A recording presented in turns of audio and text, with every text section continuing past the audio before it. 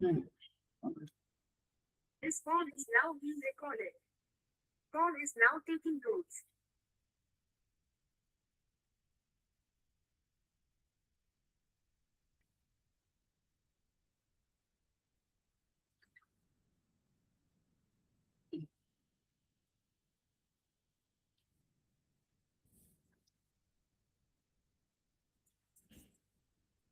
Spine सीधी, 3 बार ओम का उच्चारण, उसके बाद प्रार्थना।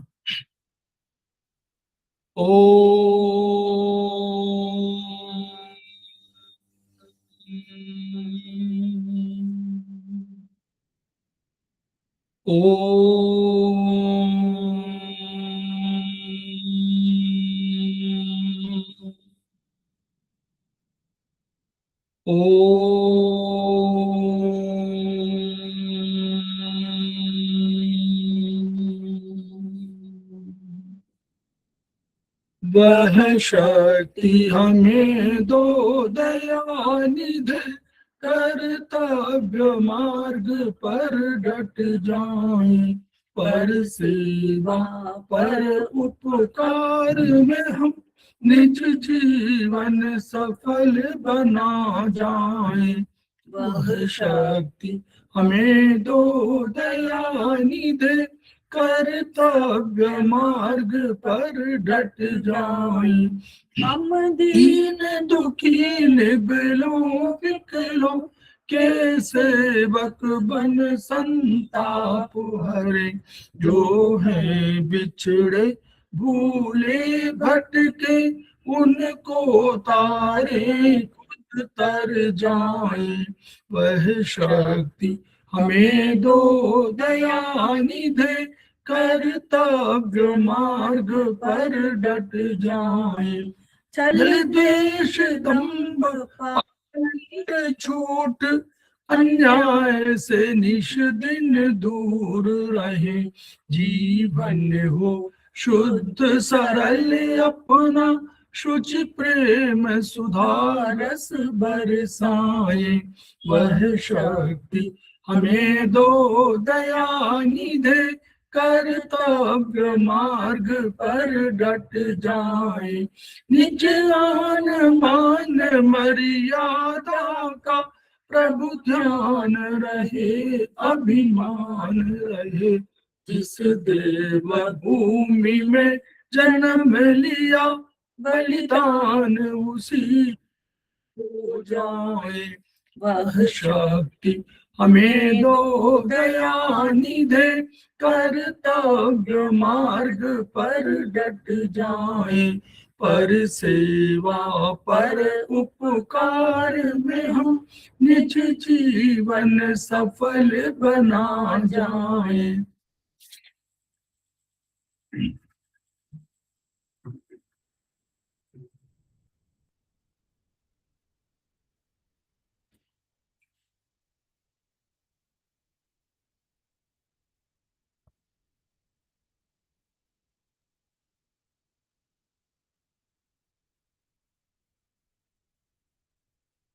समवायी क्लासेस में आप सभी का स्वागत है।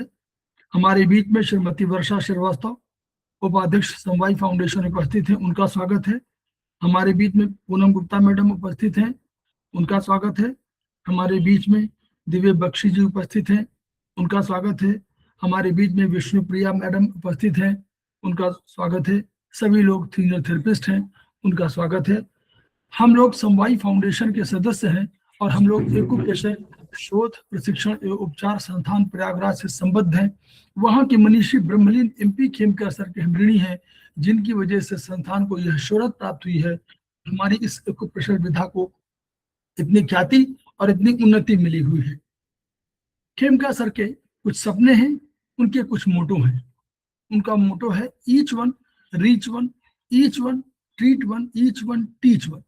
उसी को आपके माध्यम से जन जन जागरण अभियान के तहत सारे संसार में फैलाने का हमारा उद्देश्य है, हमारा सपना है। और हमें विश्वास है कि ये विधा जो अपेक्षाकृत कम खर्चीली है, उसका लाभ केवल आपको ही नहीं मिलेगा, आपके घर परिवार, पास पड़ोस, इष्ट मित्र, बंधु बांधवों को ही नहीं मिलेगा, वरन समस्त पीड़ित मानवता को मिलेगा। इसी विचार के साथ हम लोग आज की क्लास की शुरुआत करने जा रहे हैं। हमारे बीच में मैडम अनु ठुकराल जी उपस्थित है, सीनियर थेरेपिस्ट है, उनका स्वागत है। हमारे बीच में मंजीत कौर जसवाल जी उपस्थित थेरेपिस्ट है, उनका स्वागत है। हमारे बीच में सुमन सोरल मैडम उपस्थित हैं, सीनियर थेरेपिस्ट हैं, उनका स्वागत है। तो हम लोग चर्चा करने जा रहे हैं चाइनीज एक्यूप्रेशर में पहली क्लास है, और हम लोग ये क्लास हमारा इंटीग्रेटेड कोर्स का है। यानी इंटीग्रेशन हमने क्या किया है, सेमेस्टर 1 से लेकर के सेमेस्टर 4 के जो इंटीग्रेशन है उसको हमने लिया है। हमने कोशिश किया है कि जो हमारा सेमेस्टर 1 के जो मेन चैप्टर्स हैं वो हम जरूर लें, उसके बाद हम सेमेस्टर 2 के बाद 2, 3, 4 उनके इंपॉर्टेंट चैप्टर्स के साथ साथ कुछ चीजें जो अभी नॉर्मली एस्पस के कोर्स में नहीं है उनके चैप्टर्स को भी हम अपने में शामिल करें, ताकि हम लोगों को ज्ञान अधिक बढ़ सके। और इसीलिए हमने कहा था कि हम लोग 150 घंटे की ये क्लासेस लेंगे, लेकिन मुझे लगता है कि शायद प्रैक्टिकल को मिला करके हम लोग की जो घंटे हैं वो वर्किंग आवर्स हैं, जो जिसको बोलने चाहिए, वो हमारे क्लास के आवर्स 180 घंटे से कम नहीं होंगे। तो हम लोगों को सबको मेहनत करनी है।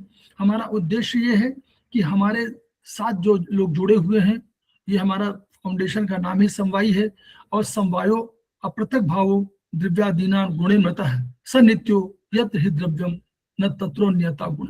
यानी हम मानते हैं कि हम अगर जुड़े हुए हैं तो हम इस रूप में जुड़े कि हम एक दूसरे के कल्याण की कामना के साथ जुड़ें, और अल्टीमेटली हमारा उद्देश्य हो विधा को आगे बढ़ाना, विधा को बढ़िया से व्यवस्थित रूप देना, और उसके लिए हमको ज्ञान अर्जित करना पहला मूल उद्देश्य है।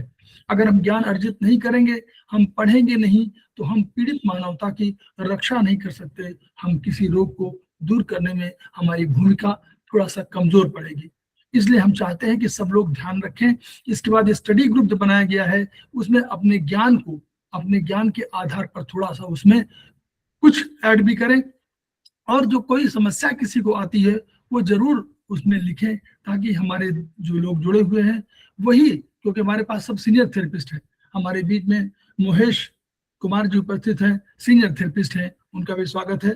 तो ये सारे लोग मिल करके आपकी समस्याओं को सॉल्व करेंगे। यानी जो चीजें हम जिसको, क्योंकि हम लोग गुणाग्रज होना, गुणाग्रज माने गुण जो है, जो माने गुण क्या माने क्वालिटी क्या है, ज्ञान। तो ज्ञान ही ऊर्जा है, उसको हमको आगे बढ़ाना है। तो इसी विचार के साथ हम लोग आज की क्लास की शुरुआत करने जा रहे हैं। हम लोग अभी शेयर करेंगे बाद में।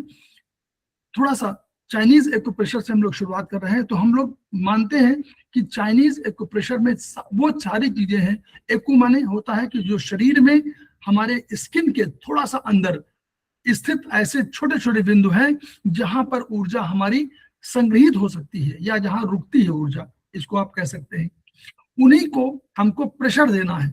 उनके प्रेशर देने का अर्थ है कि उनके प्रेशर के माध्यम से हम ट्रांसफर करते हैं एनर्जी को। तो हमारी जो एक्यूप्रेशर या ये वाला है उसको हम लोग कंसेप्ट देते हैं कि this is acupressure is treatment of energy, acupressure is treatment for energy, and acupressure is treatment by energy. यानी हम लोग केवल आज ही नहीं कह रहे हैं, ये चाइनीज ने बहुत पहले कहा था, लेकिन इसको धीरे धीरे सब लोगों ने माना कि ऊर्जा का ही सिद्धांत सर्वव्यापी सिद्धांत है। और आइंस्टीन ने भी कहा E=mc²। यानी उन्होंने भी कहा कि अगर मास है और कोई वेलोसिटी जो हमारी प्रकाश की गति है उसको हम लोग जानते हैं, तो हम निकाल सकते हैं कि हमारी ऊर्जा कितनी है। तो इस आधार पर यह पूरा कैलकुलेशन हुआ। यानी मॉडर्न साइंस ने बाद में माना, और इसको हम लोग पहले से मान रहे थे। हमारे यहाँ सारे एक्यूप्रेशर, चाहे आयुर्वेद रहा हो और चाहे चाइनीज दर्शन रहा हो, दोनों प्राच्य दर्शन थे, यानी पूर्वी दर्शन थे। पूर्वी दर्शन होने के नाते वो सब जानते थे, क्योंकि जहां हमारी भौतिकी समाप्त होती है वहां से हमारा दर्शन प्रारंभ होता है। तो हम ये बात मानते हैं कि हम चाहे उंगलियों में बिछुआ पहनाने की बात रही हो, चाहे हम लोग नाक में कील पहनाने की बात रही हो, चाहे कान छेदन की बात रही हो, इन सारे पॉइंट को हम लोगों ने बाद में देखा कि ये हमारे एक्यू पॉइंट्स हैं। TW17 हमारा पॉइंट कान में आता है, हम लोग नाक में कील कहते हैं, तो LI20 हमारा पॉइंट है।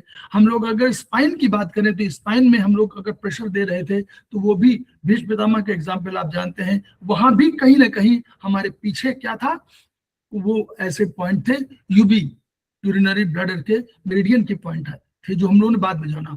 पैरों में बिछिया पहनाने के हम लोग समझते हैं, स्टमक मेरिडियन हमारे उसमें वहीं पर थी, यानी और ये सब चीजें भले न जान कर रही हो, अगर क्योंकि पहले तो अगर हमारे दार्शनिक पहले बताने लगते और फिर बताते कि ये चीजें हैं, तो संभव नहीं था इतना पूरी मानवता को या पूरे जन साधारण को पूरा अवगत कराना, इसलिए उन्होंने धार्मिक सिद्धांतों में तमाम चीजों में कर दिया। आगे हम लोग जैसे जैसे पढ़ते जाएंगे हमको समझ में आने लगेगा कि हम लोग कहीं ना कहीं प्रकृति के साथ हमारा तादाद होना चाहिए, ये सब लोग मानेंगे।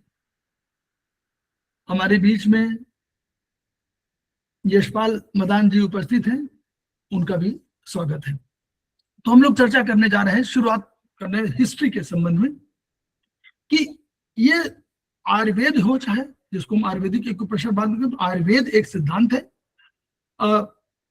चाइनीज एक्यूप्रेशर जिसको बोलते हैं वो TCM, ट्रेडिशनल चाइनीज मेडिसिन, उसका नाम है ट्रेडिशनल चाइनीज मेडिसिन, तो ये भी एक सिद्धांत है। तो सिद्धांत ये दर्शन पहले की ओर, सारे दर्शन है। इन दर्शन का अर्थ क्या है कि हम मन के माध्यम से बहुत सी चीजों को जानने की कोशिश करते हैं, तो हम दर्शन के माध्यम से जानने की कोशिश करते हैं। हमारे बीच में मैडम रेखा चंपानेरिया जो उपस्थित हो गई हैं, वो भी सीनियर थेरेपिस्ट हैं, उनका भी स्वागत है। तो 475 BC यानी बिफोर क्राइस्ट, 475 BC के आसपास एम्पेडोक्लीज नाम के एक दार्शनिक थे, सिसिली में थे। उन्होंने ये कहा कि वायु, अग्नि, जल और पृथ्वी, इनसे हमारा शरीर बना है, और ये अगर शरीर इनसे बना है तो इन शरीर में जो इस तत्व की कहीं कोई परिवर्तन आएगा तो हम बीमार पड़ जाएंगे, अन्यथा हमारा अगर बैलेंस फॉर्म में है तो हम स्वस्थ रहेंगे। 300 BC, ये 475 की बात कर रहे थे, 300 BC के आसपास येलो एम्परर जो हुआंग डी नेजिंग, ये चाइना में थे, तो ये चाइनीज थे, तो ये इन लोगों ने एक येलो एम्परर क्लासिक्स, इनका नाम था, उनका येलो एम्परर उनको कहा गया था, तो yellow emperor classics of medicine उन्होंने एक किताब लिखी, और उसमें उन्होंने उनके जो कोर्ट फिजिशियन थे चीबो, उनके बीच में वार्तालाप होता था, उसी प्रकार जैसे हमारे अकबर और बीरबल के उसमें हम लोग सुनते हैं। तो उस वार्तालाप के माध्यम से उन्होंने चिकित्सा की ये श्रेणी विकसित किया था। ये लिखित का है 300 BC में। इसके पहले आयुर्वेद में आइए, आयुर्वेद में 606 BC, 606 यानी बहुत पुराना। उस समय हमारे यहाँ सुश्रुत, चरक और उसके साथ साथ हमारे वाग्भट, ये इसके अलावा और सीनियर लोग भी इसके पहले भी, जो हम लोग आयुर्वेद में जब पढ़ाएंगे तो आयुर्वेद में बताएंगे। तो ये लोगों ने क्या कहा, इन्होंने कहा कि देखिए हमारा चाइनीज ने क्या कहा, चाइनीज ने कहा था कि पांच तत्व उन्होंने कहा, कास्ट, वो जो 4 उन्होंने कहे थे, इन्होंने 5 कहा। इसमें कास्ट कहा, अग्नि कहा, पृथ्वी कहा, और मेटल कहा, और जल कहा, और कहा कि इन्हीं से ही हमारा शरीर बना हुआ है। आयुर्वेद ने क्या कहा, आयुर्वेद ने कहा कि पंच तत्व से बना हुआ, लेकिन हमारे 5 तत्व अलग हैं, आकाश, वायु, अग्नि, जल और पृथ्वी। और पहली बार दार्शनिक विचारधारा में, भारतीय दर्शन में, आयुर्वेद ने केवल कहा था कि आकाश पहला है, फिर वायु है, फिर अग्नि है, फिर जल है, पृथ्वी है। ये चाइनीज ने भी नहीं कहा था। तो अब इस रूप में हम देखें तो सबसे पहले हमारा भारतीय दर्शन था जो आयुर्वेद के रूप में था, और आयुर्वेद से पहले भी प्राकृतिक दर्शन रहा, प्राकृतिक चिकित्सा दर्शन था, वो भी था। लेकिन फिर भी हम लोग आयुर्वेद की बात कर रहे हैं अभी, तो वहां भी एक्यूप्रेशर की बात थी। तमाम एग्जाम्पल्स आपको मिलेंगे कि उसमें प्रेशर पॉइंट्स का सूची भेदन के नाम से किया जाता था। लेकिन फिर भी कुछ भी हो, हम लोग मानते हैं कि चाइनीज ने इसको अधिक विकसित किया, बढ़िया से विकास उसको शुरुआत किया। तो अब विकसित क्यों हुआ? क्योंकि उस समय याद करिएगा आप लोग, 563 से 483 बीसी के बीच में गौतम बुद्ध हुए, जो बुद्धिज्म का प्रचार जिन्होंने किया। और बुद्धिज्म जावा, सुमात्रा, बोर्नियो, श्रीलंका, आसपास जितने हमारे साउथ ईस्ट एशिया वगैरह देखते हैं, चाइना, जापान, इन सब में, वहां पर अपने उनके लोग गए और बौद्ध भिक्षु के रूप में गए और उन्होंने ज्ञान का प्रचार किया। तो प्रचार क्या था? वो चिकित्सा भी थी, साहित्य भी था, तो सारी चीजों का प्रचार हुआ और व्यापक रूप से हुआ। तो इसलिए ये आसपास क्षेत्रों में फैल गई। लेकिन फिर भी विकास करने का श्रेय है देश, चीन देश को जाता है। विकास, चाइनीज का कंसेप्ट जो है, वो जो एक्यूप्रेशर है, वो विकास के रूप में वही। फिर भी हम ये नहीं कह सकते कि विकास बहुत तेजी से तब हो रहा था, जबकि 300 बीसी पहले उन्होंने 300 बीसी पहले शुरू कर दिया होगा, तभी येलो एम्परर क्लासिक्स जो लिखा 300 बीसी में लिखा, यानी थर्ड सेंचुरी बीसी में, यानी। लेकिन 1949 के बाद जब माओ से तुंग का उदय हुआ और रेड क्रांति हुई, तो माओ से तुंग ऑटोक्रेट के रूप में थे। तो वहां पर यह तय हुआ कि उन्होंने उस समय पॉपुलेशन के रूप में, चाइना की पॉपुलेशन लगभग 50 करोड़ थी, और चाइना में उस समय जो एलोपैथ डॉक्टर्स थे उनकी संख्या केवल 10,000 थे, 10,000 ओनली। माओ से तुंग ने ये जो एक्यूप्रेशर, जो थेरेपिस्ट जिनको बोलते हैं, ऐसे जानने वाले 5,50,000 एक्यूथेरेपिस्ट को गांव में भेजा, और उसके बाद से चाइना की स्थिति स्वास्थ्य के क्षेत्र में आगे बढ़ी। फिर भी उतना विकास नहीं हो पाया। हुआ क्या कि 1972 में, उस समय 1972 के आसपास शीत युद्ध चल रहा था अमेरिका और चाइना के बीच में। तो ये चाइना और जब शीत युद्ध चल रहा था, उसी समय 1971 से 72 के बीच में हेनरी किसिंजर, वहां के विदेश मंत्री थे, उनकी चीन में यात्रा प्रस्तावित हो गई, और ये गुप्त यात्रा के रूप में थी। वहां के न्यूयॉर्क टाइम्स के संवाददाता जेम्स रस्टिन थे, उनको लगा कि ये कवरेज बहुत आवश्यक है कि इसमें शीत युद्ध चल रहा है और इसमें ये यात्रा क्यों हो रही है। वो जेम्स रस्टिन भी वहां पर आए चाइना में, उनको टो लेने के लिए कि ये यात्रा का उद्देश्य क्या है। यहीं पर आकर के वो लगभग जुलाई अगस्त का रहा होगा, 71 के बाद का, 71-72 के बीच में वो बीमार पड़ गए। डॉक्टर्स, वो जो उनके 10,000 जिनको हम लोग बोल रहे हैं कि एलोपैथ डॉक्टर्स थे, उन्होंने देखा और कहा कि उनको अपेंडिसाइटिस है। हम लोग मानते हैं ना कि अपेंडिसाइटिस बीमारी होती है, अपेंडिक्स का इन्फ्लेमेशन। तो अपेंडिसाइटिस में उन डॉक्टर्स ने क्या किया, उनको उन्होंने दिखाया, उन्होंने ऑपरेट कर दिया, ऑपरेशन हो गया। जब ऑपरेशन हो गया तो अपेंडिक्स का जब ऑपरेशन हो गया, तो वो उनका जेम्स रस्टिन का मानना था कि अब हमारा रोग खत्म हो गया, अब मुझे आराम मिल जाएगा। लेकिन ऐसा नहीं हुआ, वो रोग उनका, यानी दर्द उनका कम नहीं हुआ। तब उन्होंने, उस समय वहां प्रधानमंत्री चाउ एन लाई थे, उनसे संपर्क किया गया। चाउ एन लाई ने अपने, यही हमारे जो बेयर डॉक्टर्स थे, तो हम लोग नीडलिंग उसमें करते थे, एक्यूपंक्चर में नीडल करते हैं, नीडल यूज करते हैं। तो नीडल यूज करने का अर्थ क्या था कि नीडल दो तरह की होती थी, एक सोने की, एक चांदी की।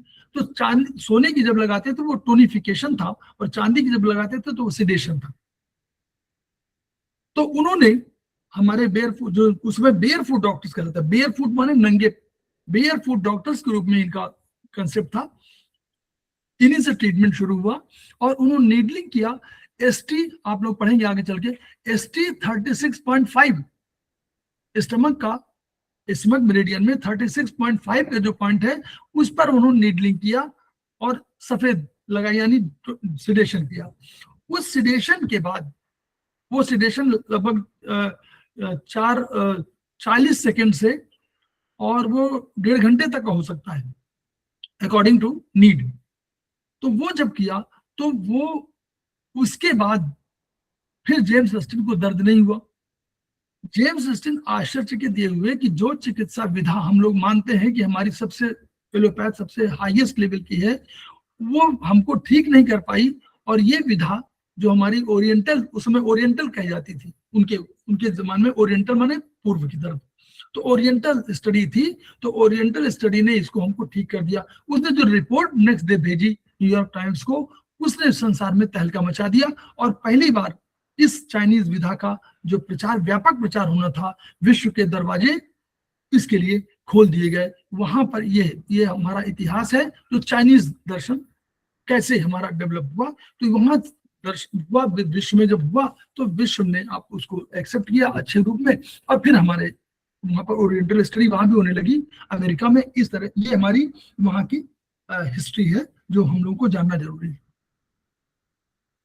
हम लोग शेयर करते हैं थोड़ा सा, एक पुरानी किताब है, ओल्ड बुक के रूप में है, हम लोग उसके आधार पर पढ़ने की कोशिश करेंगे।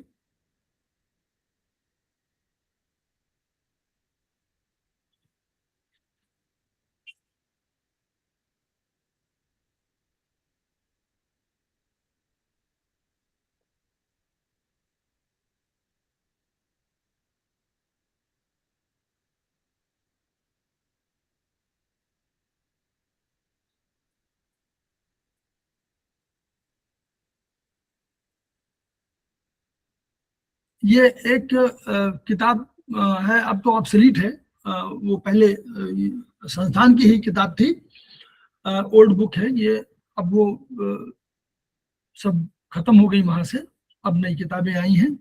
तो इस पे, इसके आधार पर थोड़ा सा पढ़ा, हमने इसका पीडीएफ शेयर किया हुआ है बाय द वे, क्योंकि ये आपको किताब कहीं मिलेगी नहीं। इसके अलावा टीसीएम का जो हमारे ट्रिटाइज 1 है, उसका पहला चैप्टर जो होगा वही वो यही बेसिस है, दोनों का बेसिस एक ही है। तो देखिए चाइनीज विधा में हम लोग जहां पर समझ में ना आए, आप लोग अपनी बात कर सकते हैं बीच बीच में। अनु ठुकरान मैडम, कोई भी हो जो भी कहना चाहे, मंजीत मैडम, महेश जी, महेश जी तो सीनियर है, पूनम गुप्ता मैडम, जिनको समझ में ना आए, थोड़ा सा लगे कि नई थ्योरी है इसको। तो कंसेप्ट क्या है? कंसेप्ट ये है कि देखिए अंकों का थोड़ा सा ध्यान देखिएगा, दो का आगे हम लोग पढ़ेंगे इसी में, कि दो का अंक बहुत महत्वपूर्ण है चाइनीज दर्शन में। फिर हम लोग मानेंगे 5, क्योंकि 5 तत्व की बात करते हैं, 5 का। फिर 6 अंक का बहुत महत्वपूर्ण है, 7 अंक बहुत महत्वपूर्ण है, 8 अंक बहुत महत्वपूर्ण है। अब कैसे महत्वपूर्ण है आगे हम लोग बताते चलेंगे। तो चाइनीज एक्यूपंक्चर के जो 8 निर्देशक सिद्धांत हैं, उन पे हम लोग बात करेंगे।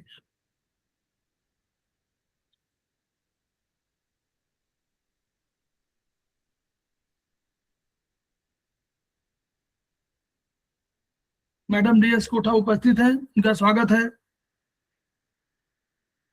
वो हिंदी में बता रहे हैं, उनका स्वागत है। वो संस्कृत अधिक जानती हैं, इसलिए थोड़ा सा।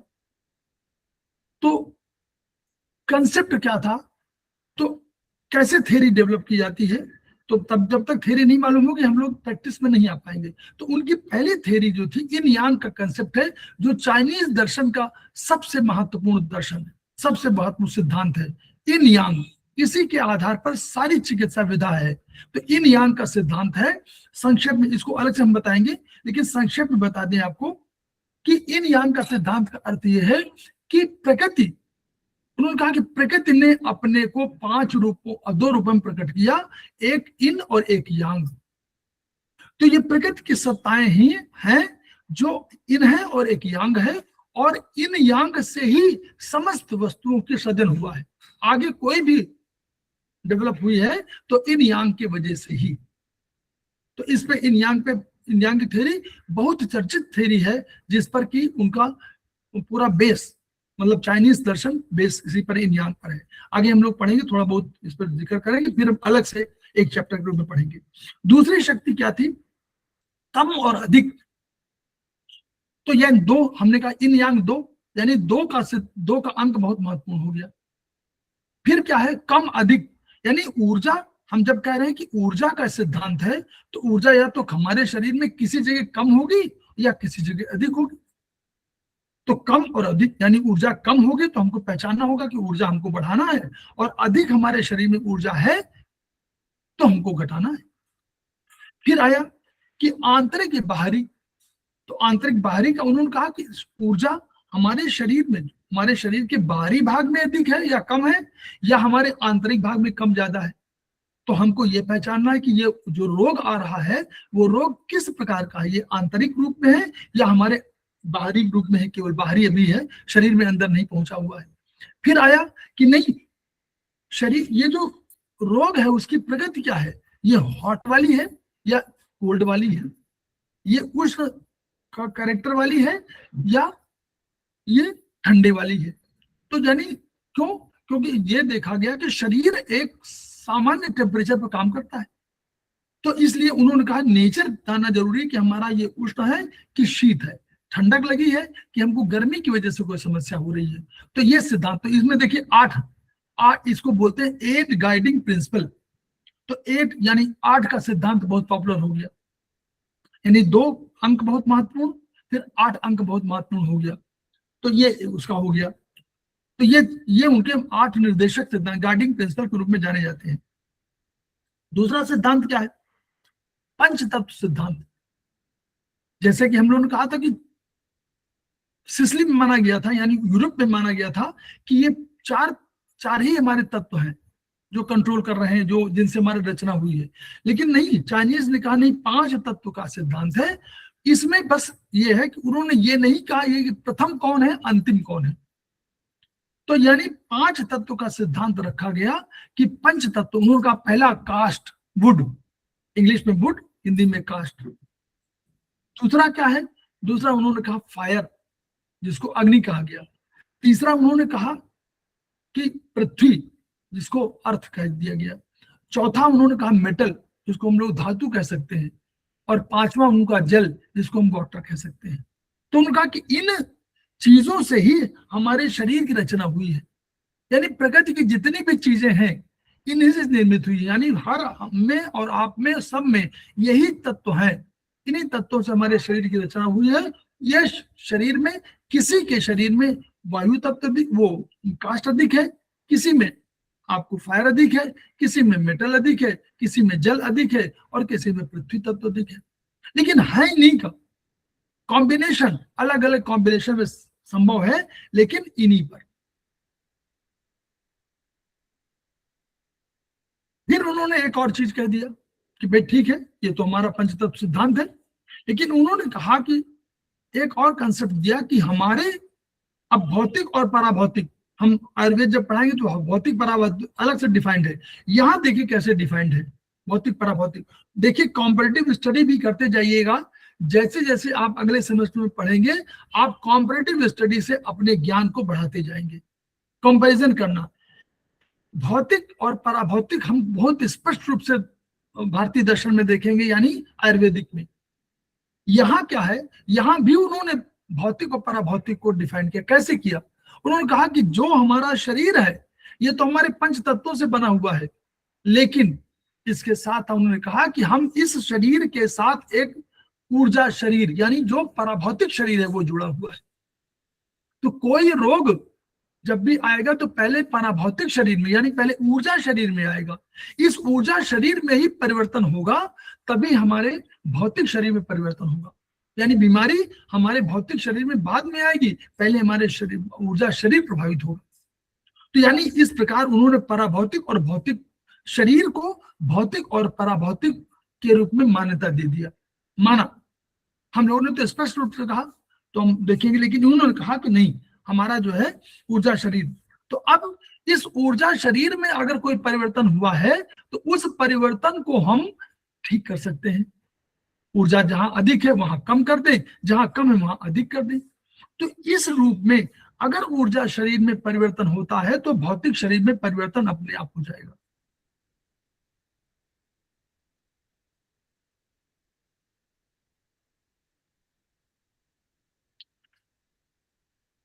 एक प्रश्न उठा, दूसरा प्रश्न आया कि भाई आप कह रहे हैं कि ऊर्जा शरीर जुड़ा हुआ है, तो अगर कोई ऊर्जा शरीर जुड़ा हुआ है तो हमने तो समझा हुआ है कि अगर कोई मोटर किसी के पास हो, किसी के पास गाड़ी हो, तो गाड़ी की जाने के लिए कोई रास्ता होना चाहिए, कोई मार्ग होना चाहिए, कोई रोड होनी चाहिए। तो ऐसी रोड बताएंगे? तो चाइनीज दर्शन ने कहा कि सही है।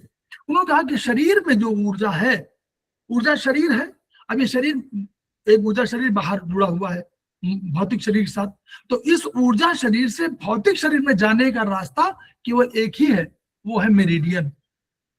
तो इस this meridian theory is very important theory in Chinese system along with in Yang theory. यानी इन यांग थ्योरी के साथ साथ ये मेरिडियन थ्योरी बहुत पॉपुलर हुई। तो उन्होंने कहा मेरिडियन है, एक मार्ग है, इस मेरिडियन को ऊर्जा पथ कह दिया गया। कहा कि ऊर्जा पथ है, इस पथ से ही ये ऊर्जा शरीर के अंदर जाएगी। तो उन्होंने कहा कि भाई ठीक है। तो इन्होंने कहा कि ये ऊर्जा, इसको डिफिनीशन कहीं दे सकते हैं? तो उन्होंने डिफाइन किया चाइनीज ने, कहा कि यस वी डिफाइन इट। कैसे डिफाइन करेंगे? उन्होंने कहा कि meridians are the means by which man is created. पहला कंसेप्ट उन्होंने कहा meridians are the means by which man is created, यानी मनुष्य का जन्म इन्हीं से हुआ है। अब ये तो बड़ी बात थी कि भाई मनुष्य का जन्म इन्हीं से हुआ है। उसको कालांतर में 18वीं यानी 19वीं शताब्दी के आसपास हमारे फिजिसिस्ट ने ये माना कि जब मनुष्य का जन्म होता है, जब कंसेप्शन होता है, तब उसके 15 घंटे के बाद मेरिडियन सिस्टम डेवलप होता है। इस बात को चाइनीज पहले से कह रहे थे कि the meridians are the means by which man is created. तो यानी अगर कंसेप्शन के 15 घंटे के अंदर मेरिडियन सिस्टम डेवलप हो रहा है, इट मीन्स कि उसी ने आपको बनाया है। दूसरा उन्होंने कहा कि meridians are the means by which disease occurs, यानी बाहर जो आपका वातावरण है, उसकी वजह से जो आपके शरीर के अंदर रोग होते हैं, उनका वो कारण है। तो meridians are the means by which disease occurs, बाहर से जो आती है, बाहर से आपके शरीर को, ऊर्जा शरीर को प्रभावित करती है। फिर तीसरा कहा कि meridians are the means by which disease arises. Arise माने जो शरीर के अंदर से आती है। ये भौतिक सिद्धांत ने, जो मॉडर्न साइंस है, उन्होंने माना कि हमारे शरीर में जो हम खाते पीते हैं, इनसे हमारे टॉक्सिन डेवलप होते हैं। तो वो टॉक्सिन बीमारी को भी सृजित कर सकते हैं। और चौथा कहा कि meridians are the means by which disease man is cured. Man is cured माने अगर कोई बीमारी आई किसी मेरिडियन मार्ग से, तो उन्हीं मार्गों से उसको बाहर भी जाना है। बिल्कुल उसी तरह जैसे हमारे घर में कोई अतिथि आए, तो जो हमारे आने के जिस मार्ग से वो आएगा, जो जब जाएगा घर से बाहर, तो उसी मार्ग से चला जाएगा, उसी दरवाजे से चला जाएगा। तो दिस वाज द कंसेप्ट। ये जो मेरिडियन सिस्टम था बहुत पॉपुलर हुआ, और चाइनीज का हमारा इन यांग सिद्धांत बहुत पॉपुलर हुआ। तो इन के आधार पर उन्होंने फिर अपना मेरिडियंस का 12 मेरिडियंस, उन्होंने पूरे उसमें 6 ऑर्गन्स महत्वपूर्ण माने, 6 ऑर्गन्स माने, मतलब ऑर्गन्स तो उन्होंने 6 माने, और उसकी 12 मेरिडियन मानी, इन यांग के आधार पर 12 मेरिडियंस मानी, और कहा कि इन्हीं के द्वारा चिकित्सा की हमारी शैली विकसित हो रही है। लेकिन 2 कंट्रोलिंग, इन और इन की कंट्रोलिंग का एक मेरिडियन, और यांग की कंट्रोलिंग का एक मेरिडियन, एक कंसेप्शन वेसल मेरिडियन और एक गवर्निंग वेसल मेरिडियन, 2 मेरिडियन की कंसेप्ट और दिया। तो 12 + 14 मुख्य रूप से कह रहे हैं, इसलिए कह रहे हैं कि मेरिडियन तो बहुत है, लेकिन इन 12 + 2 यानी 14 मेरिडियंस के आधार पर उन्होंने एक चिकित्सा की अच्छी शैली विकसित किया। ये चाइनीज दर्शन है।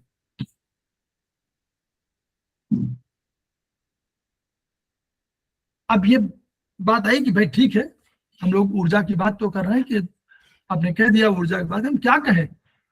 तो उन्होंने कहा संसार में तमाम प्रचलित है, कहीं इसको ची, CHI कहते हैं ची, कहीं QI कहते हैं की, कहीं से कहते हैं प्राण, कहीं से कहते हैं चेतना, कहीं से कहते हैं वाइटल फोर्स, किसी भी नाम, कहीं कहते हैं KI की, यानी किसी भी नाम से आप बोलिए, ये है ऊर्जा है। वाइटल फोर्स कह लीजिए, कुछ भी कह लीजिए, बायो एनर्जी कह लीजिए, कुछ भी कह लीजिए, लेकिन है ये ऊर्जा ही। तो ये ऊर्जा विभिन्न नामों से प्रचलित है। अब फिर प्रश्न और आया कि ठीक है, तो इसका और कुछ विवरण देंगे कि भाई ये ऊर्जा आपके पास है, तो ये ऊर्जा कैसे कैसे हमको मिलती कैसे है, उनका ये उसको भी इन्होंने डिफाइन किया। चाइनीज दर्शन जो है सिस्टमेटिक, उन्होंने भी सिस्टमेटिक किया। जैसे हमारा भारतीय जब दर्शन पढ़ेंगे तो हम लोग कहें सिस्टमेटिक कैसे डेवलप हुआ, इन्होंने भी सिस्टमेटिक डेवलप, ऐसा नहीं है सिस्टम से उनका भी रहा। उनकी कुछ चीजें अनएक्सप्लेन थी लेकिन बहुत चीजें क्लैरिफाइड थी। अब ऊर्जा का सिद्धांत आया, तो ऊर्जा का सिद्धांत कैसे आया, उन्होंने कहा ऊर्जा कैसे मिलती है। उनका भाई ठीक है, उन्होंने कहा हमारे पास 3 तरीके हैं ऊर्जा को ग्रहण करने के लिए। पहला तरीका क्या है, पहले तरीका वो तरीका है जो भारतीय और चाइनीज दर्शन का मूलभूत आधार है, और आप उसको किसी भी दर्शन में, यानी चाहे आप जैन दर्शन में आप मानिए, चाहे बुद्ध दर्शन मानिए, उन सब का वही मूल आधार है। भारतीय दर्शन का मूल आधार है जो हमारा जिसको हम हिंदू दर्शन कह सकते हैं, या हम सनातन धर्म कह सकते हैं, सनातन दर्शन। सनातन दर्शन, हिंदू दर्शन, बौद्ध दर्शन और सबका मूल आधार है। उन्होंने कहा कि जन्म जन्मांतर की जब बात करते हैं तो उन्होंने कहा कि जैसे उन्होंने कहा कि शरीर तो हमारा ट्रांसफॉर्मेशन है एक अवस्था से, वही जो थ्योरी हमारी भगवान श्री कृष्ण ने कही गीता में, वही कहा कि देहिनोस्मिन यथा देहे कौमारम यौवनम जरा तथा देहांतर प्राप्तिर धीरज तत्र न मुह्यति। उनका शरीर में जैसे हम बचपन, जवानी, बुढ़ापा आता है, वैसे देहांत एक अवस्था है। ये भारतीय दर्शन भी है और चाइनीज दर्शन का भी यही मूलभूत आधार है, और यही बौद्ध दर्शन भी सब कहते हैं। दीपक की लॉ है, वो ट्रांसफर होती रहती है। तो यानी वो उन्होंने कहा कि कैसे, उन्होंने कहा कि एक तो जो हमारे माता पिता, ईश्वर और प्रारब्ध, पूर्व जन्म के जो कर्मों से अच्छे कर्म किया है, सत्कर्म किया है, उनके कर्मों के माध्यम से एक ऊर्जा आती है, वो हमारी प्रीनेटल एनर्जी कहलाती है। फिर जन्म लेते हैं तो हम क्या लेते हैं, हम दूध पीते हैं, हम फल खाते हैं, हम भोजन लेते हैं, हम वनस्पतियां लेते हैं, हम पानी पीते हैं, हम ऑक्सीजन लेते हैं। ये हमारी ऊर्जा है, ये हमारी दूसरी ऊर्जा है, इसको हम पोस्ट नेटल एनर्जी कहेंगे। तो 2 एनर्जी ये हो गई। फिर उन्होंने कहा कि 2 एनर्जी तो है, ये सबको समझ में आ रहा है, लेकिन तीसरी एनर्जी का कंसेप्ट चाइनीज कंसेप्ट है, जो दार्शनिक कंसेप्ट है। उन्होंने कहा कि तीसरी ब्रह्मांड से प्राप्त होने वाली ऊर्जा है। इसको हम ना ऑक्सीजन कह सकते हैं, ना कार्बन डाइऑक्साइड कहते हैं, कुछ नहीं कह सकते। ये ब्रह्मांड से आती है, और उन्होंने कहा ये 2-2 घंटे के अंतराल में हर ऑर्गन में सर्वाधिक रूप से प्रवेश करती है। अब ये तीनों ऊर्जाएं मिलती है, प्रारब्ध की ऊर्जा जो आपके पूर्व जन्म की ऊर्जा प्रीनेटल, एक पोस्ट नेटल, और ये ब्रह्मांडी ऊर्जा। 3 तरह की ऊर्जाएं आपके शरीर में आती हैं, और 2 जगह पर हो जाती है। एक तो सतह पर, एक तो जो बाहरी, जो हम कहा था कि हमारे सतह पर विद्यमान ऊर्जा, और एक शरीर के अंदर। तो 2, क्योंकि वो ऊर्जा को रोकने, मेरिडियन है, वो अंदर भी जा सकती है, बाहर भी जा सकती है। तो एक सतह पर विद्यमान ऊर्जा है, और एक गहन जैव ऊर्जा, जिसको नाम दिया कि वो इंटेंसिफाइड अंदर जाकर के शरीर में हमारी ऊर्जा है। तो ये ऊर्जा 3 प्रकार से आई, और ये 2 जगह पर छितरा गई। तो जो अंदर ऊर्जा होगी वो हमारा जो हमने पंच तत्व सिद्धांत है उनके आधार पर फंक्शन करेगी। जो पंच तत्व सिद्धांत, जो भी हम आगे पढ़ेंगे कि ये सिद्धांत कैसे है, कौन किसका बेटा है, कौन किसका नाती है, कौन किसका पोता है, कौन ये है, वो रिलेशनशिप जैसे परिवार में होता वैसे रिलेशनशिप वहां मिलेगा। तो उस रिलेशनशिप में वहां जाएंगे, लेकिन हम लोग उसके साथ ये भी देखेंगे कि हम यहाँ पर कौन सी हमारी जो बाहरी है ऊर्जा और आंतरिक ऊर्जा, 2 तरह की ऊर्जा है। तो जो आंतरिक ऊर्जा है वो हमारे पंच तत्व सिद्धांत के अनुसार काम करेगी, और जो बाहरी ऊर्जा है वो हमारे उन्होंने बायोलॉजिकल क्लॉक बना दिया, और इस क्लॉक के आधार पर ये इस ऑर्गन में प्रवेश करेगी। 2 घंटे के अंतराल में सबसे सर्वाधिक होगी, 2 घंटे के बाद और 12 घंटे बाद फिर सबसे न्यूनतम होगी। ये कंसेप्ट आया उनका।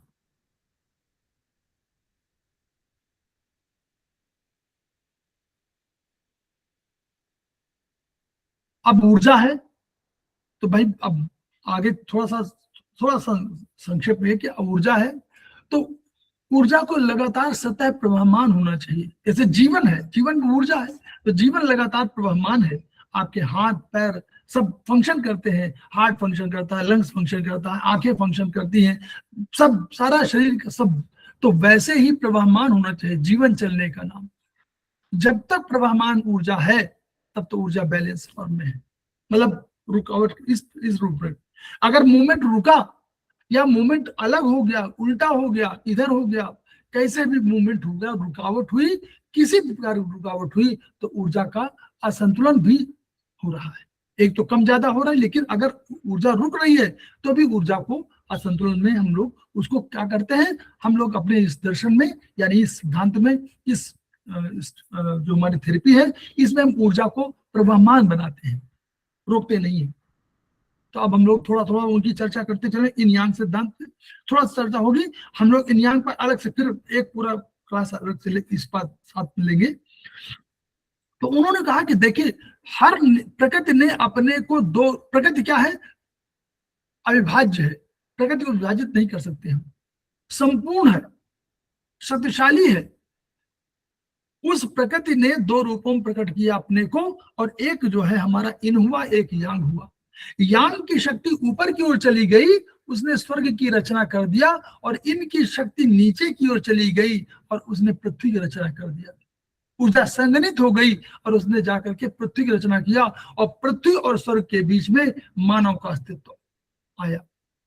सूर्य को सबसे सर्वाधिक प्रवाहमान जो माना गया, कौन सा, यांग ऊर्जा का प्रतीक माना गया। वो इसलिए माना गया कि स्वर्ग की तरफ सूर्य थे, तो सूर्य देवता को मान लिया गया कि यांग सर्वाधिक प्रभावशाली यांग है।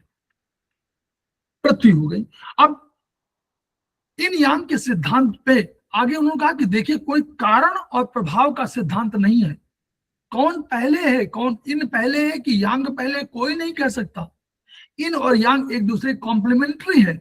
इन में यांग का भाग है, यांग में इन का भाग है। उसी प्रकार जैसे राधा में कृष्ण का भाग है और कृष्ण में राधा का भाग है। भारतीय दर्शन तुलना, भारतीय दर्शन में कहा गया कि राधा और कृष्ण अलग नहीं है, वो जगत को दिखाई देते हैं अलग है, लेकिन नहीं, कृष्ण में राधा है, राधा में कृष्ण है। एक श्वेत है, एक श्याम है, एक गोरी है और एक श्यामल है। वैसे ही इन जो है हमारे यांग गोरे हैं, इन श्यामल है। इन हमारी क्या है, कौन सी एनर्जी है, इन हमारी ऐसी एनर्जी है जो हमारे अंदर पोटेंशियल एनर्जी के रूप में मौजूद है, जो हमारी क्षमता है। और एक यांग एनर्जी कैसी है, जो हमारी कार्यकारी शक्ति के रूप में है। तो जैसे जैसे कोई भी वस्तु के 2 भाग, 2 रूप हो सकते हैं। अगर हम कहेंगे कि अंदर है हम, तो नेचुरली कोई बाहर होना चाहिए। अगर हम कोई किसी को नारी कहते तो कोई पुरुष होना चाहिए कंसेप्ट के हिसाब से। तो 2 तरह का है, अंदर बाहर, ऊपर नीचे, जितने भी ड्युअलिटी के संबंध हैं वो हम इन यांग से आपको रिप्रेजेंट किया जा सकता है। प्रकाश अंधकार, कोई अगर छिपा है तो कोई व्यक्ति भी होगा, कोई बाहर है तो अंदर होगा। तो वही चीजें हैं। तो ऐसे चाइनीज में इन यांग का कंसेप्ट है। इन यांग एक सापेक्ष अवधारणा है, यानी सापेक्ष, इसका अर्थ समझ लीजिए। यानी इन यांग को ये नहीं कर सकते कि हम तुलना करें, मान लीजिए कि महेश कुमार जो है, इन्हें एक यांग है ना, हमको बताना पड़ेगा, हमको पहले 2 कैरेक्टर देने पड़ेंगे, 2 चीजें देनी पड़ेगी, और फिर हमको तुलना करना पड़ेगा, एक कंडीशन देनी पड़ेगी। जैसे हम कहेंगे कि अगर लंबाई में एक हम बोल देंगे कि आधार क्या पैरामीटर हमारा लंबाई, फिर हम महेश कुमार जी की तुलना किसी अन्य से करेंगे, तो अगर वो छोटे होंगे और लंबाई हमारा अवधारणा है, यानी हमारा कंसेप्ट है, कंडीशन हमारी लंबाई है, और महेश जी लंबे है तो महेश जी यांग और दूसरा इन। अगर वो महेश जी से और अधिक मोटाई में अधिक है तो महेश जी तो इन हो जाएंगे, वो यांग हो जाएगा। अगर हम कहेंगे मोटाई, तो यानी हमको कंडीशन, हम गिवन कंडीशन में हम इन यांग की सापेक्ष अवधारणा को बता सकते हैं।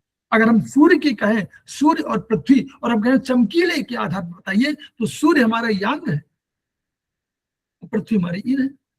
अगर हम आकार की बात करें तो आकार में सूर्य हमारा यांग है, पृथ्वी छोटी है, पृथ्वी इन है। अगर हम कहेंगे पृथ्वी और चंद्रमा में आकार के आधार बताइए, तो हम कहेंगे कि चंद्रमा हमारा इन है और पृथ्वी यांग है। तो इस रूप में हम उसको बता सकते हैं इन यांग के आधार पर। देखिए चित्र में जो चित्र है, चित्र आप लोगों को दिखाई दे रहा होगा, ये चित्र है, और ये चित्र हम लोगों का बहुत पहले जो उन्होंने दूरदर्शन देखा है उसमें यही चित्र आता था। जिन्होंने दूरदर्शन पहले देखा है कभी, तो उनमें यही चित्र आता था। और इस चित्र में देखिए एक तरफ श्वेत है, उसमें ब्लैक डॉट है, यानी वो यांग है और यांग में इन का बीज है, और दूसरी तरफ इन है ब्लैक कलर में, उसमें सफेद है यांग। तो यानी कोई भी अपने आप में संपूर्ण नहीं, इन यांग सब एक दूसरे को समाहित किए हुए हैं, चाहे थोड़े अंश में ही हो। इस आधार पर हमारे भारतीय मनुष्यों ने और जो चाइनीज मनुष्यों ने क्या किया, इन्होंने हमारे ऑर्गन्स को डिफाइन कर दिया। तो उन्होंने क्या कहा, जैसे उन्होंने ऑर्गन के समूह ले लिए, तो उसमें उन्होंने कहा कि जो लगातार काम करते हैं वो इन ऑर्गन है, जो लगातार काम करते हैं वो इन ऑर्गन है। लगातार काम करने वालों में हार्ट, लंग्स, लीवर, स्प्लीन और पेरिकार्डियम। एक पेरिकार्डियम का कंसेप्ट अभी बताएंगे, पेरिकार्डियम कंसेप्ट अलग था, pericardium and triple warmer combination अलग था। तो वो तो कैसे उन्होंने कहा कि भाई अब कैसे, अगर इसकी अवधारणा के रूप में ये कॉम्बिनेशन है, फिर उन्होंने कहा कि यांग ऑर्गन कौन है, जो कभी कभी काम करते हैं, यानी जब आवश्यकता पड़ती तब काम करते, तो उनको यांग ऑर्गन कह दिया। और एक दूसरा का युग्म बना दिया, पेयर बना दिया, पेयर ऑर्गन बना दिया। कौन नारी है कौन पुरुष नहीं कह, कभी मत कहिएगा, हम केवल युग्म की बात करेंगे, पेयर ऑर्गन की बात करेंगे। एक पेयर ऑर्गन कौन है, एक हमारे हार्ट के साथ एसआई है, लंग्स के साथ एलआई है, लंग्स के साथ लार्ज इंटेस्टाइन है, हार्ट के साथ स्मॉल इंटेस्टाइन है, लीवर के साथ गॉल ब्लैडर है, किडनी के साथ यूरिनरी ब्लैडर है, और पेरिकार्डियम के साथ ट्रिपल वार्मर है। कैसे बनाया, थोड़ा थोड़ा सा विवेचना कर देते हैं, ताकि कंसेप्ट, शुरुआती क्लास है इसलिए कंसेप्ट की बहुत बात होगी, बाद में आपको बहुत क्लैरिटी रहेगी विजन की, इसलिए लंग्स का काम जो भी है, वैसे लंग्स का काम क्या है, लंग्स का काम है बाहर से ऑक्सीजन लेना और कार्बन डाइऑक्साइड को बाहर निकाल देना। यानी कोई वो क्या करता है, सफाई काम करता है, शरीर की सफाई करते हैं, ऑक्सीजन लेता है बाहर निकाल देता है। लार्ज इंटेस्टाइन का काम भी मोर और ऐसे ही है, वो क्या करती है, जो आपके अवशिष्ट पदार्थ वेस्टेज है उसको बाहर निकाल देती है, और जल जो उसमें रहता है, जल और विटामिन का शोषण कर लेती है। तो एलआई यानी लार्ज इंटेस्टाइन का और लंग्स का काम एक तरह का, इसलिए एक प्लेयर। हार्ट और स्मॉल इंटेस्टाइन का कैसे बात किया जाए, स्मॉल इंटेस्टाइन क्या काम करती है, आपके पाचन क्रिया के बाद जब स्टमक से चर्निंग के बाद पहुंचती है, तो हमारे पास स्मॉल इंटेस्टाइन में वो जाता है, और स्मॉल इंटेस्टाइन में क्या करती है, उसमें विटामिन, प्रोटीन, मिनरल्स जितने होते हैं इन सब का, इसके साथ साथ हमारे कार्बोहाइड्रेट्स और प्रोटीन, इन सब का जो अमीनो एसिड के रूप में, ग्लूकोज के रूप में और फैटी एसिड के रूप में इनका शोषण करती है। इनको शोषण करने के बाद एब्जॉर्प्शन करने के बाद इनको ले जाती है और किसी नली में जहां पर जाता है, और वहीं पर बोन मैरो से हमारे बन के आते हैं आरबीसी, डब्ल्यूबीसी और प्लेटलेट। वो जब मिलते हैं तो रक्त बना देते हैं। यानी रक्त बनाने में सर्वाधिक भूमिका अगर है तो वो एसआई की है। एक सेकंड,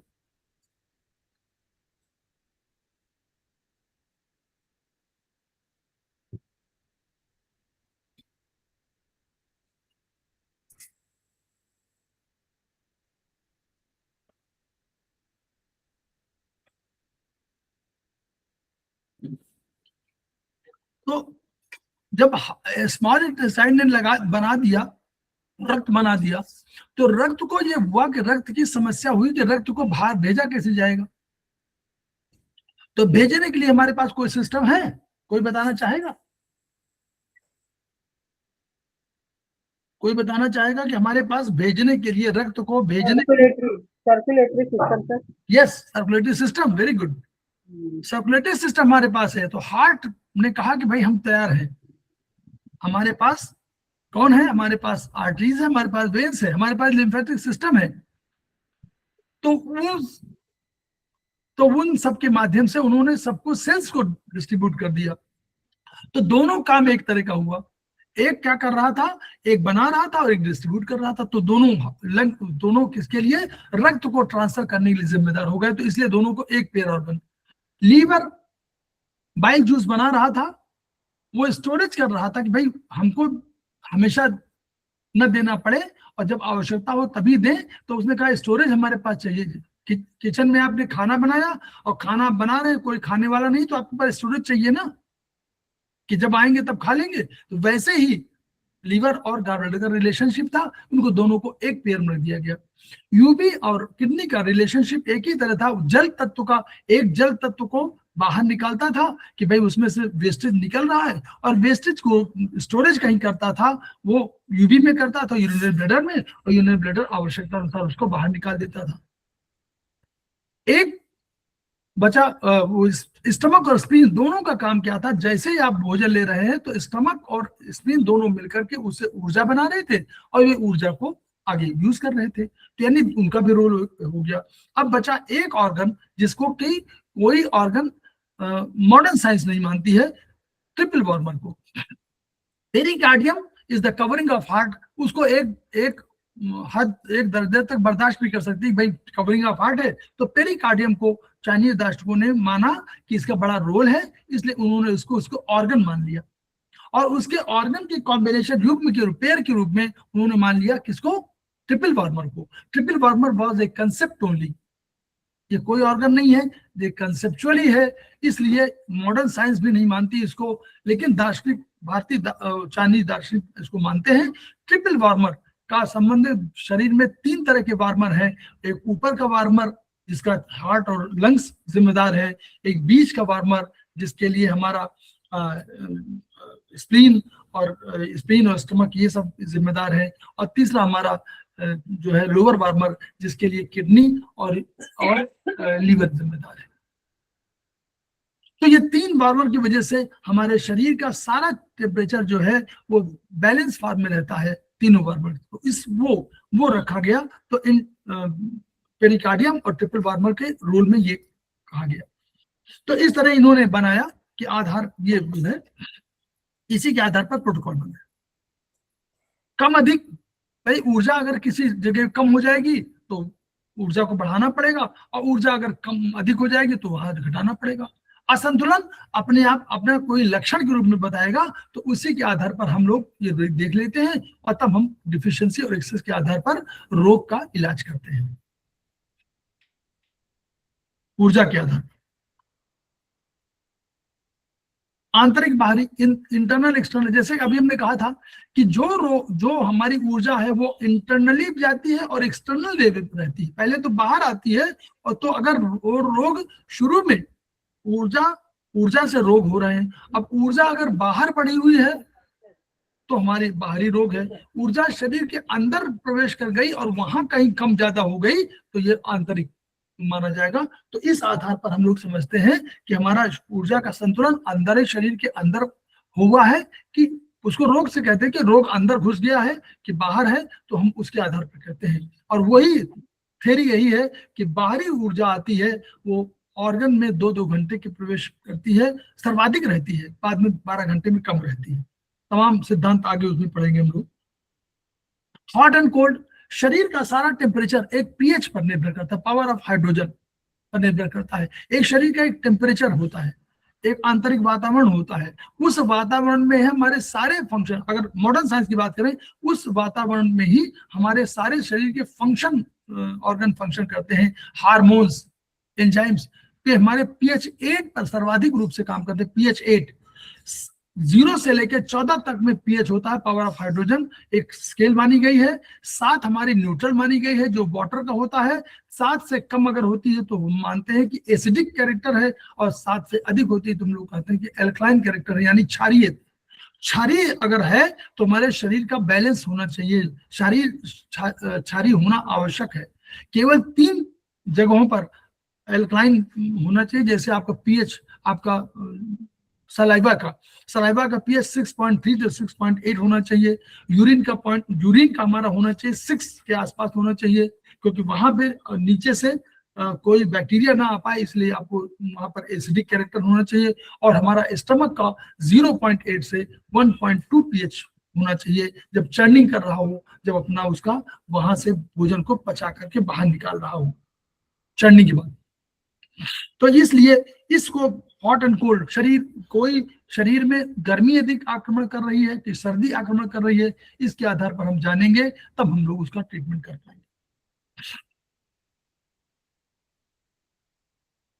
पंचतत्व सिद्धांत में कहा गया, उन्होंने कहा कि शरीर ब्रह्मांड में कोई भी वस्तु है उसमें केवल 5 तत्व हैं। इन्हीं 5 तत्वों के आपसी संयोग से ही ये बने हुए हैं, और अगर कभी इन तत्वों में असंतुलन होता है तो हम रोग की श्रेणी में हमको कहा जा सकता है। तो ये कोई भी व्यक्ति ऐसा नहीं है, चाहे अनु ठुकराल मैडम हो, चाहे डीएस कोठा मैडम हो, चाहे दिव्य बख्शी मैडम हो, चाहे अरविंद श्रीवास्तव हो, चाहे मंजीत कौर जसवाल मैडम हो, महेश कुमार हो, कोई भी जो भी यहाँ उपस्थित है या संसार में जो भी उपस्थित है, संसार में जो जन्म लिया है, उसमें यही 5 तत्व पाए जाते हैं। और इन्हीं 5 तत्वों में किसी में काष्ठ अधिक है, किसी में वुड, किसी में आपका फायर अधिक है, किसी में पृथ्वी अधिक है, किसी में मेटल अधिक है, और किसी में जल अधिक है, लेकिन है बनी।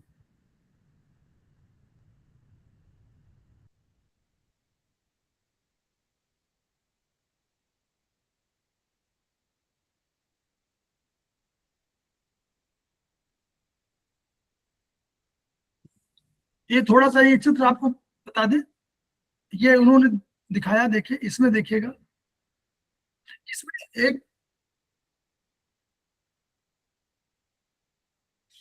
तिवारी जी का स्वागत है। तिवारी जी,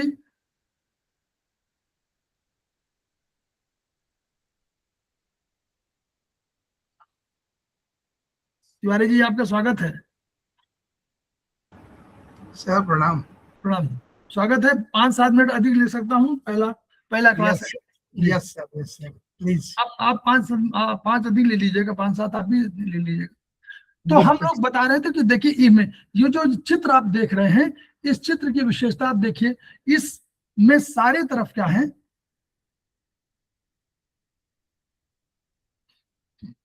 आप देखिए बाहर आपको दिखाई दे रहा है, बाहर आपको एक पूरा सर्किल बाहर दिखाई दे रहा है। देखिए ये एक सेकंड, एक सर्किल आपको ऐसा दिखाई दे रहा है।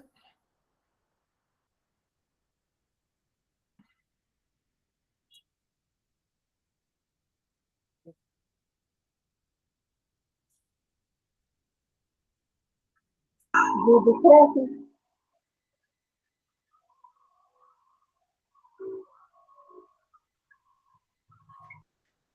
ये सर्किल दिखाई दे रहा है बाहर, ऐसे ऐसे जो आपको दिख दिख रहा रहा है, होगा, दिख रहा है।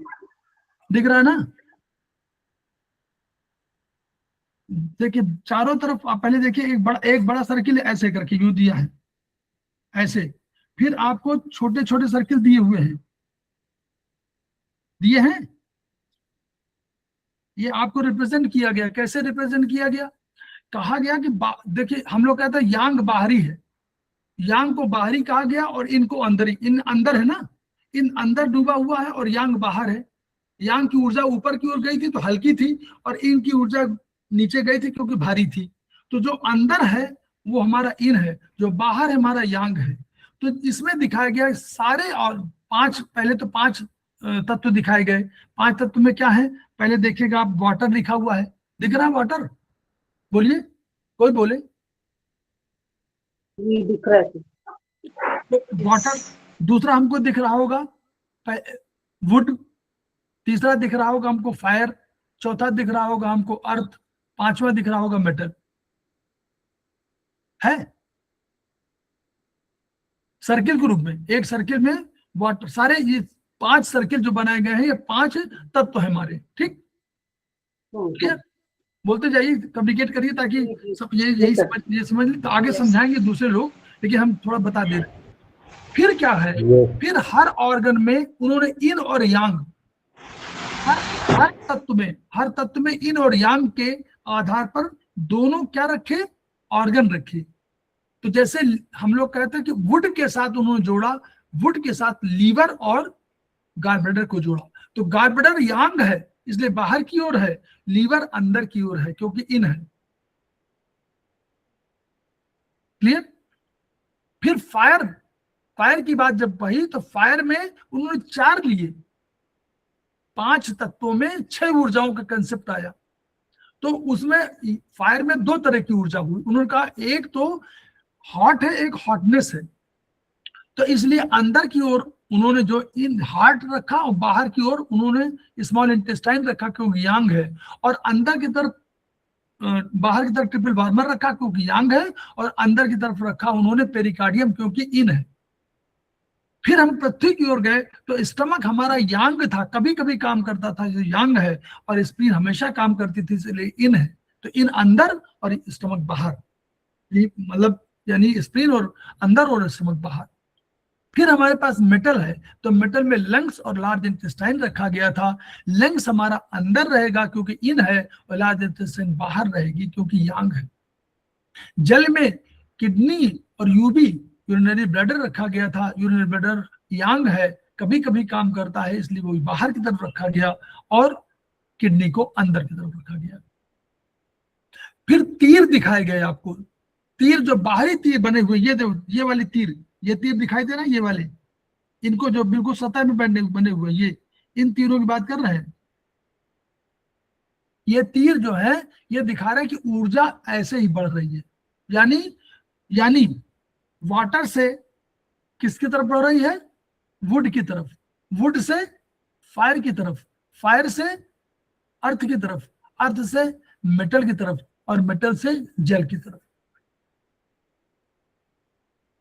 इसको उन्होंने बाद में कह दिया कि एक हमारा कौन सा सिद्धांत, उसको कह दिया उन्होंने, कह दिया ये हमारा क्रिएशन सिद्धांत है।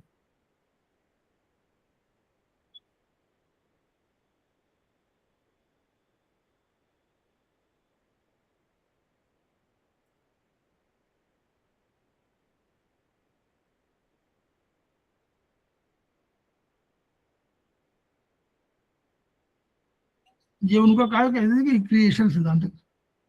उन्होंने कहा कि जल जो है, जल के एक दूसरे जो 5 तत्व हैं, एक दूसरे के साथ सर्जन करते हैं, सृजन मन यानी क्रिएशन करते हैं। कैसे क्रिएशन करते हैं?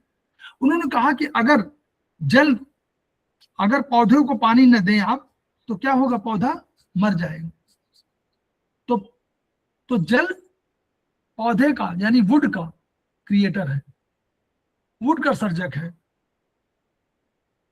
फिर जल जो है, जो वुड है, तो वुड क्या करता है, वुड में फॉरेस्ट में अपने आप अग्नि लग जाती है रगड़ने से। तो यानी वुड जो है फायर को क्रिएटर है, फायर उससे अपने आप अग्नि लग जाती है। जब फायर बुझ जाती है तो वो राख के रूप में कन्वर्ट होती है, तो धीरे धीरे कई साल बाद वो पृथ्वी के रूप में कन्वर्ट हो जाती है, यानी ठोस हो जाती है। पृथ्वी के अंदर अगर आप कोई खुदाई करें तो पृथ्वी के अंदर हमारे पास मेटल सब धातुएं वहां मौजूद होती हैं। तो इसलिए उन्होंने कहा कि पृथ्वी जो है वो मेटल की जनक है, और अगर मेटल को हम लोग पिघला दें तो वो तरल बन जाता है, जल की तरह हो जाता है। इसलिए उन्होंने कहा जल, वो जल का सर्जक है। तो ये इसी से क्रिएशन साइकिल निकला कि ये क्रिएटर है। तो यानी सारे हमारे ऑर्गन और सारे तत्व हमारे एक दूसरे के साथ रिलेशनशिप में है, उसी तरह कि एक दूसरे का बेटा है। तो एक जल का बेटा वुड का बेटा फायर। तो जल जो है दादा है, ग्रैंडफादर है किसका, फायर का। ये रिलेशनशिप है। तो जो दादा है वो पोते को कंट्रोल कर रहा है, ग्रैंडसन को कंट्रोल कर रहा है। देखिए वो भी तीर अंदर की तरफ बनी हुई है, ये तीर जो बना है,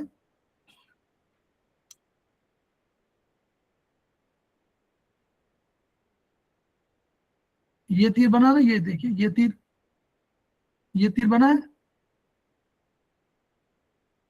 आपके गया हो, जल से गया है, जल से फायर की ओर गया हुआ है, तो ये कंट्रोल है, ये कंट्रोल कर रहा है। दादा कंट्रोल्स पोता। उसी तरह आपका देखिए वुड कंट्रोल कर रहा है किसको, अर्थ को कंट्रोल कर रहा है। कैसे कंट्रोल कर रहा है, अगर आप अग्नि लगी हो तो जल से बुझा सकते हैं, अगर आपको पृथ्वी हो तो पृथ्वी को आप ढकने के लिए आपको पेड़ पौधे लगा दीजिए तो पृथ्वी का आयतन या क्षेत्रफल घट जाएगा। अगर आप जल को रोकना हो तो उसके चारों ओर मेड़ बना दीजिए, तो वो क्या होगा, पृथ्वी से माने मिट्टी डाल दीजिए तो पृथ्वी से आपको जल को कंट्रोल किया जा सकता है। अगर फायर को आप बढ़ा दें तो मेटल पिघल जाएगा, इसलिए फायर कंट्रोलर है। और अगर मेटल की कुल्हाड़ी से आपको किसी उसको काटना हो, वुड को काटना हो तो कट सकता है, इसलिए वो कंट्रोलर है। तो ये कंट्रोल साइकिल और वो साइकिल इसी से निकले। फिर इनकी ऊर्जा और इनका कंसेप्ट डेवलप हुआ कि ऊर्जा है, हर तत्व की अपनी ऊर्जा है। जैसे पृथ्वी जैसे जैसे आप वुड की बात है तो वुड की ऊर्जा के रूप में कहा विंड है। जंगल में सबसे अधिक आपको शुद्ध हवा मिलती है तो विंड उसकी एनर्जी मानी गई। फिर फायर की दो तरह की दो ऊर्जा का कंसेप्ट आया, तो उनका एक हीट है और एक हॉटनेस है। पृथ्वी में उन्होंने कहा कि पृथ्वी में आपकी ह्यूमिडिटी है, जब पानी बरसता है तो ह्यूमिडिटी के रूप में, और उन्होंने कहा मेटल में उनका ड्राइनेस है, तो मेटल की ड्राइनेस एनर्जी हो गई, और जल की कहा कोल्डनेस एनर्जी है। फिर इन्हीं के कलर्स निर्धारित कर दिए गए। उन्होंने कहा कि जैसे आप जंगल, वुड माने जंगल, अगर जंगल में आप जाएंगे, वुड माने पौधा जंगल, तो अगर जंगल में जाएंगे तो आपको कलर ग्रीन मिलेगा, तो ग्रीन उसकी कलर है। और उन्होंने कहा कि अगर फायर में आप देखेंगे दो तरह के कलर मिलेंगे, एक रेड मिलेगा और एक ऑरेंज मिलेगा, तो रेड और ऑरेंज दो उसकी एनर्जी सिस्टम हो गई। फिर पृथ्वी में कहा कि पृथ्वी में ह्यूमिडिटी है, तो आपको येलोइश कैरेक्टर है, येलो मिट्टी तमाम जगह मिलती है, तो येलोइश मिट्टी की बात वो तो येलो कर दिया गया। फिर उन्होंने कहा कि मेटल में है, तो उन्होंने कहा कि व्हाइट, या तो व्हाइट होगा या ब्राउन होगा, तो दो कलर हो गए। और उन्होंने जल के लिए कहा कि नॉर्मली नीला होता है, लेकिन कभी कभी काला भी हो जाता है जब अगर बहुत जगह से वहीं पर एक ही जगह रुका हुआ है। तो इस आधार पर अपनी एक थ्योरी डेवलप किया कि हम लोग कैसे इसको आगे बढ़ा सकते हैं। तो इस पंच तत्व के आधार पर उन्होंने एक दूसरे को सृजन के लिए जिम्मेदार, एक दूसरे क्रिएशन के जिम्मेदार, और नियंत्रित करने की क्षमता है। और यांग बलों के दृष्टिकोण से मूलभूत तत्वों का, ये दोनों एक तत्व है और उस तत्व के दो इन और यांग बल हैं, और उसके ही रिप्रेजेंटेटिव कौन है, एक ऑर्गन है। और उन्होंने कहा भाई ये देखिए yin यांग है, तो भाई घर में जैसे हम लोग आपस में मान लीजिए ऊर्जा को, मान लीजिए रुपया पैसा, तो रुपया पैसा का या काम को ऊर्जा मान लीजिए, तो काम का डिस्ट्रीब्यूशन करते हैं आपस में हस्बैंड वाइफ के रूप में, तो वैसे ही ये भी इन और यांग ऑर्गन एक दूसरे को अपनी एनर्जी को ट्रांसफर कर सकते हैं, कर सकने में सक्षम है। सूर्य की किरणों के सारे कलर हैं, तो सूर्य की किरणों में जो विद्यमान रंग हैं उनके आधार पर इन मूलभूत तत्वों की ऊर्जा को संतुलित कर सकते हैं, मतलब कंट्रोल कर सकते हैं। तो यही हम लोग कह रहे हैं कि ग्रीन है, सारे कलर्स वही हैं सूर्य की रश्मियों से निकले हुए। तो सूर्य चूंकि सबसे बड़े सौरमंडल के माने गए यांग, इसलिए तो ये ऊर्जा का हम लोगों ने ऊर्जा का सिद्धांत पढ़ लिया।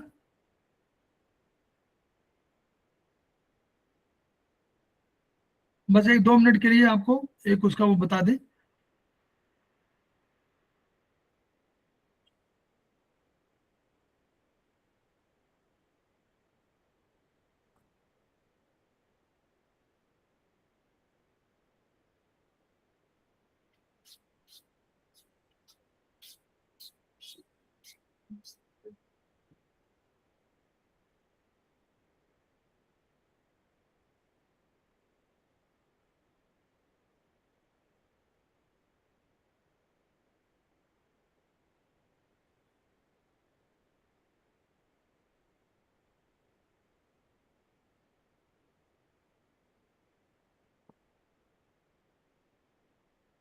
ठीक, ये और इसमें और बस एक ही बस रह गया है, आपको एक जो उसका चक्र है, मेरिडियन, आपने मेरिडियन पढ़ लिया आपने, और कुछ रह गया बोलिए अनु मैडम, कुछ रह गया? एक चीज रह गई है, ये एक जो जो यूनिट ऑफ मेजरमेंट, एक यूनिट रखा गया उनका नाम। तो जब भी कोई हम पैमाना नापते हैं तो उसका एक होता है, तो उन्होंने कुन माना, ये जो चौड़ाई थी अंगूठे की चौड़ाई, इसको एक कुन मान लिया, CUN। इसको हम लोग कह सकते हैं कि एक्यूप्रेशर यूनिट ऑफ मेजरमेंट, इसको कुन कहा गया, CUN, कुन भी कहा गया। ये जो चौड़ाई है, और या मिडिल फिंगर की ये जो चौड़ाई है, ये दिख रही है, ये चौड़ाई दोनों मिला करके एक कुन कहलाती है। तो उसी के तमाम पैमाने हैं कि आपके शरीर की अगर 4 उंगलियां हैं तो वो 3 कुन होंगी, 3 उंगलियां हैं तो 2.5 कुन होंगी। इस आधार पर ये बना हुआ है, तो वो कुन का कंसेप्ट है। आप लोग देखिए, आप उसमें पढ़िएगा उसको। बस एक और कंसेप्ट है 2 मिनट के लिए,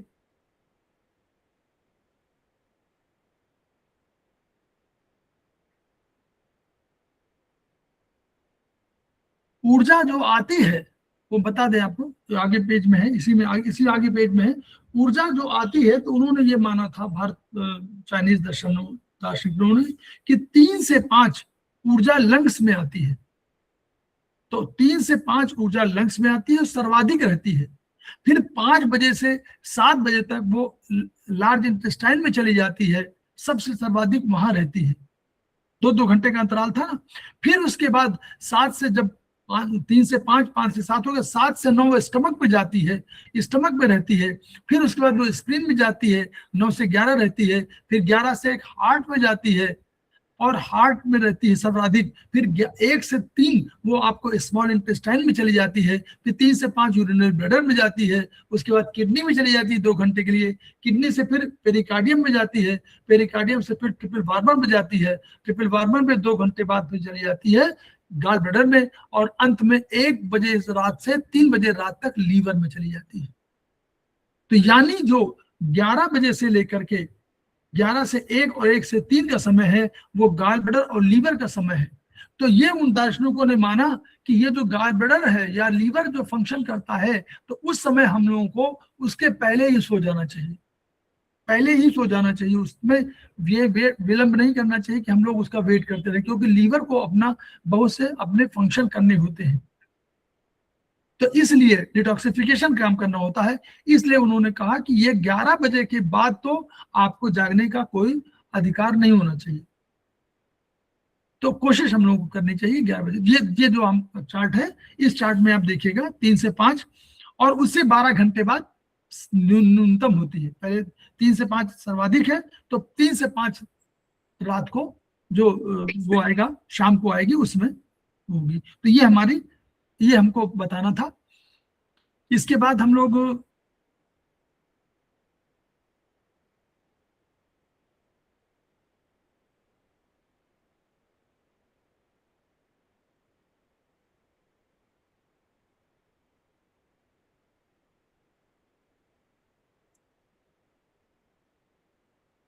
अब किसी का कोई प्रश्न है, बताइए।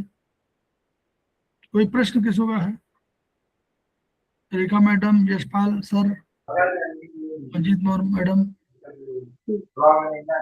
सर आपने ये जो 2 नंबर बताया ना इम्पोर्टेंट, उसका बताना। क्या जी? 2 नंबर बोला ना, 1 और 2 में 2 मतलब इम्पोर्टेंट बताया शुरुआत में बताया। किसका? 2 नंबर क्या? तो 2 1 और 2 नंबर, मतलब 2 नंबर को दो ज्यादा नंबर, important है। तो 2 नंबर इन यांग हुआ ना, इन और यांग। अच्छा अच्छा, ठीक है। तो 2, इसीलिए 2 नंबर का जो महत्वपूर्ण है वो इन यांग 2 वजह से है, और 8 वाला है वो इसलिए है। अभी आप और भी पढ़ेंगे कि 8 गाइडिंग प्रिंसिपल है, फिर उन्होंने 6 एनर्जी सिस्टम है। तो 6 एनर्जी देखिए, 6 एनर्जी सिस्टम है ना, तो 6 नंबर इंपॉर्टेंट हो गया। 7 इमोशन है, यही 6 ऊर्जाओं की 7 इमोशन है। तो एक की 2 हैं, बस इसीलिए वो 7 हो गई हैं। 2 की 2 हैं, इसलिए 7 हो गई हैं। तो 7 emotion, 8 number guiding principal, 8 guiding principles, और 2 इन यांग। तो इसलिए इन यांग का 2, फिर गाइडिंग प्रिंसिपल 8, फिर 6 हमारी एनर्जी, 5 हमारे तत्व और 7 हमारे इमोशंस। ये हमारे कुल मिलाकर के इतने इंपॉर्टेंट है चाइनीज सिस्टम में। ऊर्जा को रुकना, जहां ऊर्जा रुकेगी वही है। इसीलिए चाइनीज दर्शन में कहा गया कि सहज जीवन जिए। आप प्रकृति के साथ जितना तादाद में स्थापित करेंगे, क्योंकि प्रकृति के अंश है और प्रकृति के साथ, प्रकृति में इन यांग है और उन यांग से ही सब कुछ क्रिएट हुआ है। और ये हमारे कास्ट वुड, जितने भी हमारे वुड है, फायर है, अर्थ है, इन्हीं से हमारा शरीर निर्मित हुआ है। इसलिए इनके बैलेंसिंग की बात उन्होंने कही। इसीलिए प्रकृति के साथ साहचर्य और सहज जीवन की हिमायती कहें। हम लोग क्लिष्ट जीवन यानी कठिन जीवन जीने के आदी हो गए हैं, तो हम लोग बीमारियों के अधिक दास हो गए हैं। ये कंसेप्ट है। तो हम लोग खेमका सर को याद करते हैं, उनकी ऊर्जा को फिर लेने की कोशिश करते हैं और ये चाहते हैं कि जो भी ज्ञान हमारे पास है उस ज्ञान को हम सब लोगों तक बांट दें ताकि पीड़ित मानवता की रक्षा हो सके। और इसीलिए उनके इन्हीं शब्दों से हम अपनी बात समाप्त करते हैं। Each one reach one, each one treat one, each one teach one. इन्हीं शब्दों के साथ हम लोग 2 मिनट का ब्रेक लेते हैं। हमारे बीच में तिवारी जी उपस्थित हो गए हैं, कमलेश कुमार तिवारी जी उपस्थित हो गए हैं। वो अब आपको एक चैप्टर जो हम लोग अब पीएचडी का है चैप्टर रक्त, उस पर हम लोग चर्चा करेंगे। तो तब तक के लिए हम लोग 5 मिनट का ब्रेक लेते हैं।